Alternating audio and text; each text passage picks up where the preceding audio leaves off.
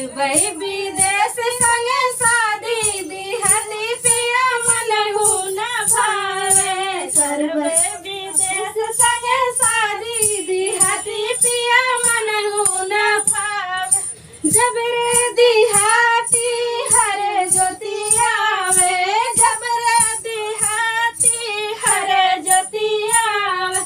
लाल लाल अखिया देखावे दिहती पिया मनहु न भावे। लाल लाल अखिया देखावे दिहती पिया मनहु न भावे।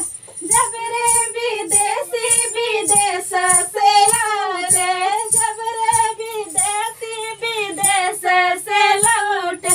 दूर से अटैची देखावे दिहती पिया मनहु न भावे। दूर से अटैची देखावे देहती पिया मनहु न भावे। करबै विदेश संगे शादी देहती पिया मनहु न भावे।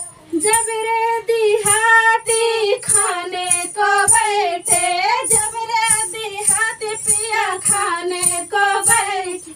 बड़ा बड़ा कवरा उठावे दिहती पिया मनहु न भावे। बड़ा बड़ा कवरा उठावे दिहती पिया मनहु न भावे। जब रे विदेशी भोजन को बैठे, जब रे विदेशी भोजन को बैठे।